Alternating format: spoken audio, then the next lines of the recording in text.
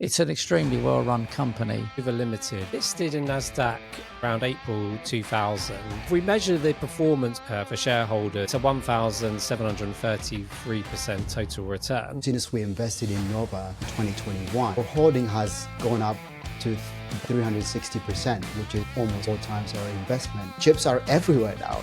And that's why I think Nova is playing critical place here. Technology can change overnight. As soon as someone invents something new or a new way of doing something, you could be wiped out. Is that a threat to Nova going forward? Welcome to the latest episode of the Intelligent Wealth Podcast. I'm Tony Byrne, your host, and with me today, as ever, my two eminent colleagues in Minerva Money Management, Carl Roberts, who's a fellow director and shareholder, and Awet Ghirmay, who is no less than our head of research and also a fellow shareholder. This podcast, as I say every month, is really for experienced investors, people who want to buy great businesses and they're looking for an edge, looking for some insights. Anything we say today is not advice. It's purely our own opinions. We just so happen to own shares as a fund in Nova. That doesn't mean it's a recommendation to buy it, of course, because we always feel you should do your own research.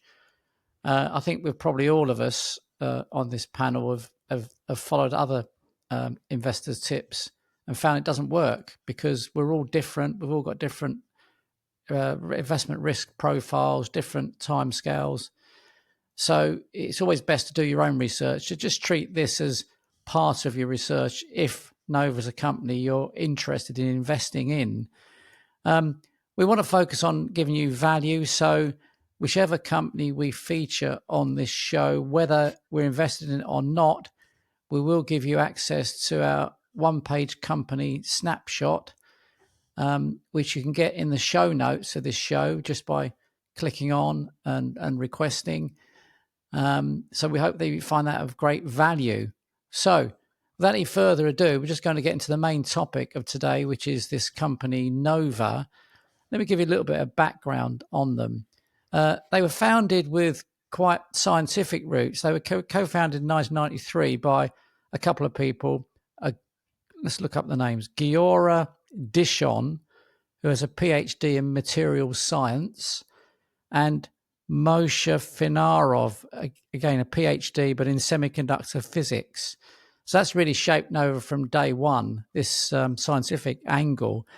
Unusually for a company we're invested in, they're not run by a visionary founder owner with skin in the game. Usually we like companies where that type of person, think of people like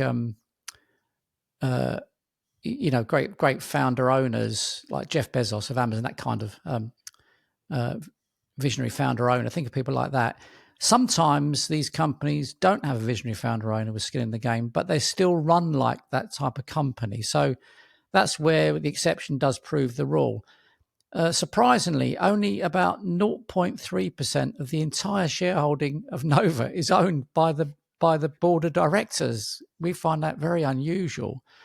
But that still equates to 82,000 shares out of 29.3 million outstanding. And there's also options that the directors have. So that could build over time. I don't think it takes anything away from this company. As you'll find during the show, it's an extremely well-run company and it meets a lot of the criteria, most of the criteria we're looking for in a company like this. So without any further ado, let's pass us on to Carl initially for some comments about performance and competitive advantage and the business model itself. Carl. Yeah, thanks, Tony. Yeah, so just to give you a bit more background, Nova Ltd, which is formerly known as Nova Measuring Instruments, so it's headquartered in Israel and is listed on the NASDAQ and the Tel Aviv Stock Exchange. Now, it listed in NASDAQ around April 2000 for about $18 per share. And if we all remember what happened around 2000, it was not a great time to potentially list a public company. So Yes. it did go down to around $1 a share by late 2002. But obviously, it's worth bearing in mind this is one of the worst financial crashes in the stock market in living memory, isn't it? So it hovered around this value of $1 a share all the way to about 2010. So you'd had to be very patient at that point, sitting on this stock if you'd bought it right at the start. It never got back to its original listing value until 2017. So a 17-year wait just to break even had you gone in and bought Nova right at the start. But by the end of 2021, it had jumped to $146 a share. And today it hovers around $330 with a market cap of about 10 billion. So if we measure the performance or the return of the for shareholders since the start, it's a 1,733% total return. But when you're measuring performance of share prices, the total return is not that efficient, or it's sort of meaningless, really, because a lot of things might go up, but it's over what sort of time period is more important. So the better measurement to look at is the compound annual growth return. So it's actually trying to put that total return into what's kind of the ongoing annual rate of return you're getting from this share. So if we look at from the start, going again all the way back to 2000, the compound annual growth rate up to today is only 12%. I say only.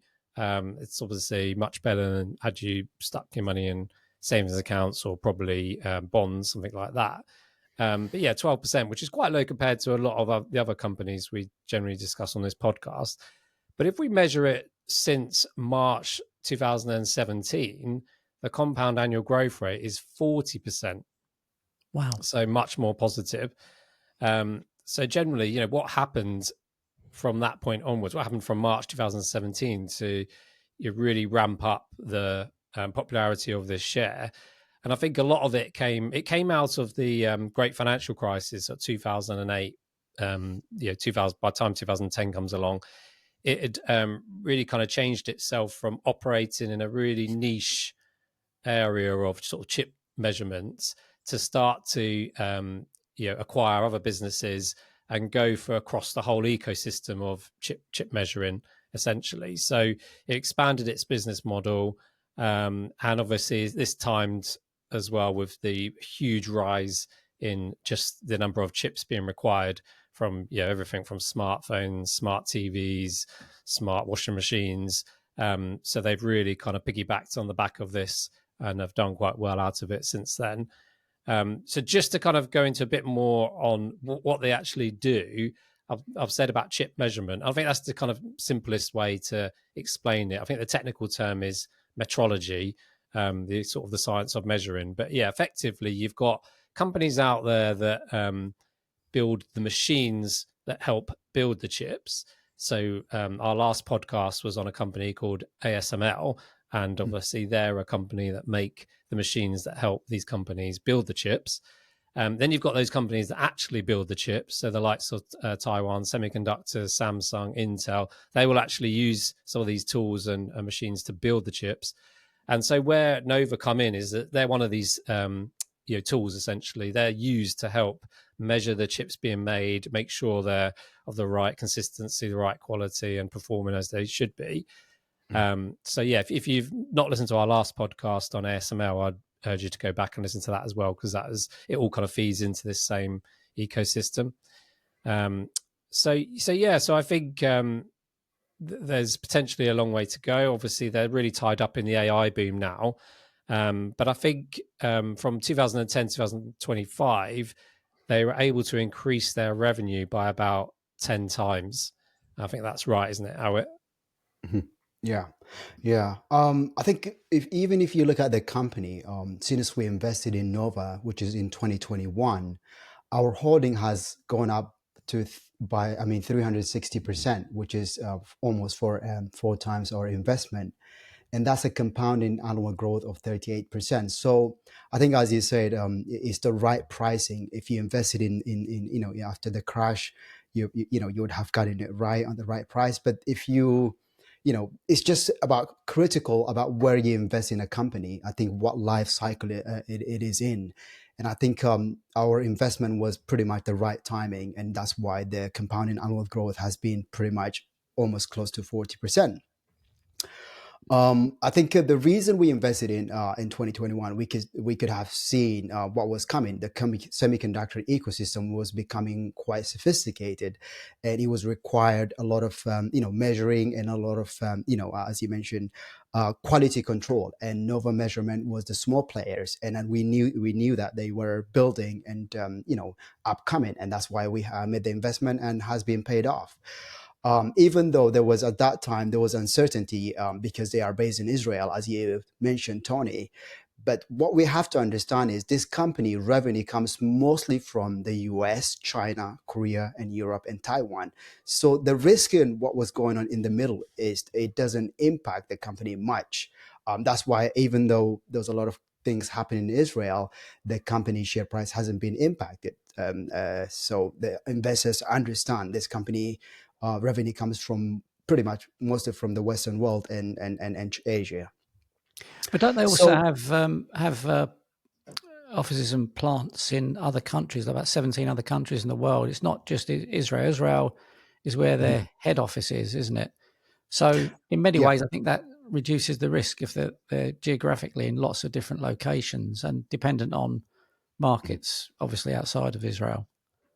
Yeah, definitely. I think that's the main reason we made the investment. Otherwise, if you have concentrated revenue in one place, that's quite a significant risk. Historically as well, we have to remember the semiconductor industry has been always cyclical. It's related to, business cycle when what we can see is if companies are investing and, it's booming. And if they are, we're heading to a recession and so on, this cycle goes through boom and bust cycle. But now we are in a critical point in time where there is a coming wave of AI, and it's just not just chips hungry and power hungry. And as you mentioned, Carl, chips are everywhere now. Your fridge freezer, your wash machine, everything. Your cars have chips, and then we just require more of them. And that's why I think Nova is playing critical place here. And even when we read recently, the US AI capital expenditure is forecasted to reach 500 billion by 2026 and 2027. And even if you read the annual report recently from Google and Amazon and Microsoft, they have spent 120 billion in the quarter, and they are not stopping. They said are increasing to spend more. So it shows you we are in a point of time. These companies have a business model that can sustain it. They are investing in this space, even though the risk is here. They don't know exactly how they will monetize this. And the AGI, which is artificial generic intelligence, that's what they are trying to hit. I think if investors doesn't get there, I think there's a lot of uncertainty around it. But these companies are willing to take the risk. Because if you remember .com, I think the companies did not have this sort of business model, this sort of profitability and capital allocation, but this business can sustain this for longer than we can think. Okay. Can I just cut in there? Sure. As I said at the start, it's unusual, this company, in that they don't have a visionary founder owner. The other way in which they're unusual, they're not the dominant player in this field. There is another company which... to hedge our bets, we've invested in as well in the fund, called KLA. So what can you say about the competition, Carl? And is that a threat to Nova going forward? Yeah, competition is obviously always a threat, and particularly in a sector like this, because it requires very high R&D spend to keep up with the innovation coming through. I always think with particularly technology companies, no matter what's gone on in the past, you've just got to be so on top of your game to keep your place, in sort of towards the top of the tree, because technology can change overnight. As soon as someone invents something new or a new way of doing something, you could be wiped out.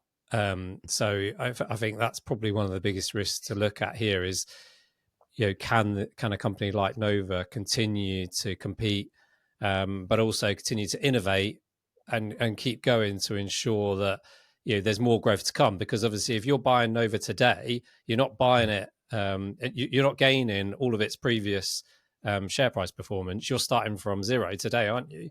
So it doesn't matter what's gone on in the past. You need it to continue at a certain growth rate you're predicting from now onwards. So that means remaining competitive, high R&D spend, and obviously high demand for its product or service. So that's definitely certainly it's one of the legendary, the companies that have gone bust over the years or reduced in size dramatically. We can all remember BlueBerry phones, we can all remember Nokia being very dominant, IBM, all kinds of companies that suddenly fell on hard times when they came into a lot of competition and didn't innovate and change quickly enough. Do you think there's a real threat here with that happening to Nova, Awet? And if not, why not? Good point. I think one thing we need to understand is the business model. I think Nova comes in when we have to look at the semiconductor ecosystem. Companies like Taiwan Semiconductor, they use Nova machines and software, so it becomes critical embedded into their manufacturing process. And their software becomes over time. Basically, they use it to build all these chips. So it's quite sticky and recurring in nature. So even though there are a competition, but what we've seen with Nova has been reinventing and building these new machines. I think that's why recently they have received an order from new manufacturer in Asia, I believe. So they haven't disclosed exactly, but it shows you there are reinventing and they're raising money to invest in R&D and acquiring other businesses. So I do think management has been doing really well and allocating capital really well, and building those machines and building a software. In fact, they have been embedding AI-driven softwares. So, of course, the competition is part of every business. Like there is always, with capitalism comes disruption. Even though we discussed last week ASML in our podcast, even though they were irreplaceable, but the reality is no one is irreplaceable. At some point someone is building something to disrupt your business. So disruption is always there. The key thing is, are they be able to evolve and adapt? And they seem to be doing the right thing and adapting so far.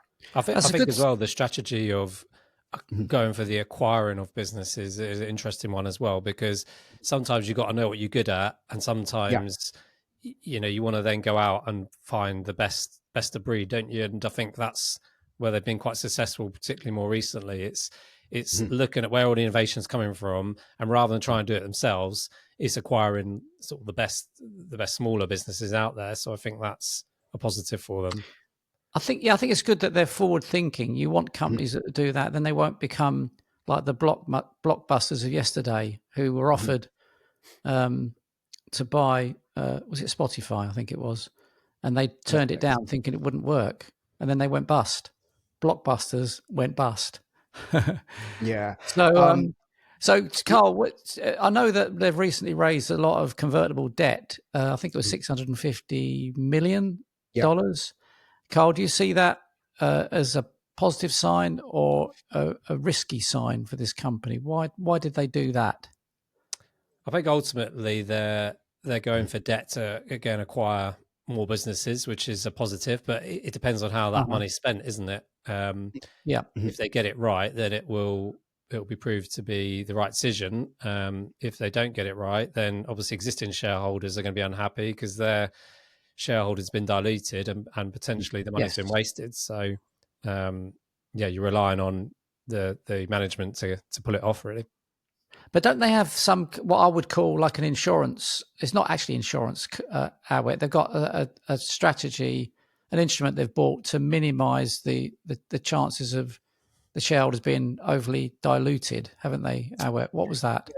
Yeah, management, what they have done is to minimize the dilution rate. They have bought this call option capped at 415 price per share. which means is like by the time the convertible 650 they issued people exercise, I mean existing investors will be protected up to like 415 dollar per share. So they are doing their best. But the key things, I think one point you made, Carl, is it's not the dilution. I think the company it was a very profitable company, but I see they could probably see some opportunities that exist today, and they want to be aggressive because this is a wave that is coming, and everyone wants to win this wave. And I think the critical point is it's not just a dilution. Of course, that's a risk, but how they allocate this capital moving forward, I think is very critical, because if they can allocate this capital and the payoff is greater than what they raise, I think investors would be happy. I think what we've seen is when the company announced they will raise 650, the market didn't accept it quite well. The share price has taken a bit hit, but after the market realized that the share price recovered. So it's just as you said, it's the future allocation of those capitals is the most important things currently. Okay. Are there any other? We talked about all the positives about this company. Are there any other negatives? Any other potential threats to this company? I mean, there's the obvious one that springs to mind: geopolitical risk. That comes up every episode of ours, I think. So, what are the real risks here, Carl? Do you think to this company prospering in the future, Nova? Yeah, I think the geopolitical risk is definitely one, because I think China is a big customer of Nova. So any kind of issues with them is going to hurt potentially supply and demand. It's a competitive area.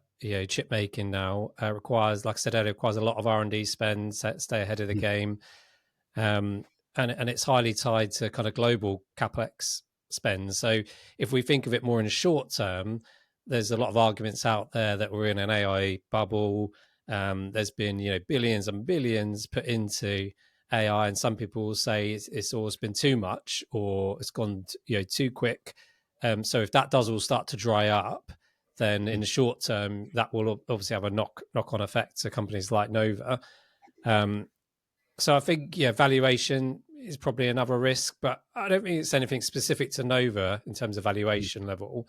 I think just generally any stocks linked to kind of chip make semiconductors, like Nova, ASML, Samsung, they're all valued very highly at the moment. So I think it's just a more of a sector valuation kind of stretched right now, rather than just specifically being a Nova problem. But it's very important as part of your research, because like I said earlier, if we go back to the start of Nova's journey and you'd got in at the start, you had to wait 17 years just to get your money back. So it's not just the 17-year wait, it's that 17-year of opportunity cost, which is very important as well. So, Nova could be brilliant for the next 50 years, but you could have a 10-year period where you bought right at the peak and you've got to wait 10 years to for that kind of growth momentum to take off again. So I think valuation is always a risk, and it's something you have to be mindful of. Maybe not so much in the longer term. If you believe in the longer term, and I think clearly the trend is still for more and more chips. I think we've made great progress as a society in terms of technology advancements, but there's far more to go, isn't there, in terms of the level of chips needed and the quality of them. Yeah. So Nova should piggyback on the back of that. But in the short term, there's a lot more risks with a high valuation. Yeah, good point. I mean, it's arguably a little bit expensive at the moment because it's got PE ratio of over 40. It's got a price to free cash flow of over 40. But free cash flow has been growing at over 20% a year. Looks set to continue. So, as ever, when you've got a quality company, it's rare to buy it cheap, isn't it? But then, having said that, stocks do fluctuate in value quite a lot on average each year. Warren Buffett once studied it and said that a typical stock in the S&P 500 would vary in price by 60% a year from its high to its low. So there'll always be opportunities with companies like this. And as we've learned over the years, we now find that stock market falls, even crashes, are actually, we greet them as good news because we feel that's the time to buy more of the shares that you've got conviction about. because you're buying them at a massive discount. Yeah. Over to you, Awet. Yeah, no, you're right. I mean, when we look at the semiconductor, we mentioned it several times, it's been cyclical historically, but it's expected to become 1 trillion market by 2030. So the addressable market is increasing, of course. I mean, there is a Yes. lot of speculation about AI bubble and so on. But as we mentioned, like companies are not backing down. I think they are investing, and Nova is pretty much, is in the heart of processing, making chips. So this company will benefit from this growth as well. The more this sector grows, the more they need Nova software and hardware to build them and measure the chips. Yeah. But the interesting part is, for example, I think what we mentioned is historically, chips has been the critical things that are required to build the AI and data centers. But I was listening to Microsoft CEO recently, and he said they have built data centers, and they still, they haven't switched them off because, everything is ready, but they need energy. So energy is becoming the bottleneck as well, not just the chips that they need. They need the infrastructure to build the energy. I think that's why we see the giant tech are investing in nuclear reactors, and they are just going all in because even though we are talking about chips today, but the energy required to power them as well is quite critical moving forward. Mm. Yeah, good point. So, any other comments do either of you have before we close? It's going to be a shorter podcast than usual, only because we're kind of exhausted what we can say about this company. I feel on this occasion. I think it ties in as well with last podcast on ASML. We did quite a bit on the chip sort of sector then. So, it's probably good to listen to that one as well as part of this. Perhaps, Carl, you could comment on this term we love as fund managers, picks and shovels. Does this company fit into that category? Can you explain that to the listeners? Yeah, I've mentioned this a few times on previous podcasts, but so essentially a picks and shovels business goes back to sort of the gold rush times when they started to discover gold in America. It wasn't the people that found all the gold that made all the money from that period. It was the people that were selling the picks and shovels to all the people that came to try and search for all of the gold. So you could look at it a bit like that here with a company like Nova. Rather than investing in a company that's sort of the end product of sort of AI or using chips. So say, for example, Apple is your iPhone. So you might buy your iPhone, but within that is a chip that would have been helped made by Nova. So that's the kind of tools that have gone into the phone. So they're not necessarily dependent on Apple continuing to market their smartphone and make sure it's the best smartphone in the world, because their chips are needed regardless and are spread across lots of different products and services. But they'll still ultimately be impacted by global sales or demand for AI type products. Of course. Yeah, of course. Good point. Any closing comments, Awet? Yeah, I mean, Nova is in comparison is a 10 billion company, and there's a lot of way to grow in this AI, which we think it will be a 1 trillion by 2030. And what we've seen with Nova as well, they have been doing the right thing, allocating capital properly and taking market share. So even though the valuation is a bit stretched, but it's stretched based on what we can think now. But if the company continue to deliver double-digit figure, the valuation could be justified in the long run. So yeah, the management are doing the right thing, as I mentioned, taking market share. So it's I think I see the long-term growth is I'm quite optimistic about the company long-term. Okay, great. So what we'll do, we'll put links in the show notes, including the one-page summary, which you can click into to get a copy of. Our next episode next month will be on PayPal, which we've probably got a lot more to talk about because it's a more well-known company, if you like. If you're listening to this podcast on Apple Podcasts, please leave a review because that helps us attract more guests to the show, and we all want more followers, of course. And don't forget to, if you're not already following us, press on the link to become a subscriber to us. That's what we want. We want more followers. So I really appreciate your time today. I hope you found it interesting. Give us a like, and we welcome you to next month's show. So bye for now, and have a great day. Thank you for joining us today. Please help us spread the word by sharing this podcast with your family and friends. And don't forget to subscribe.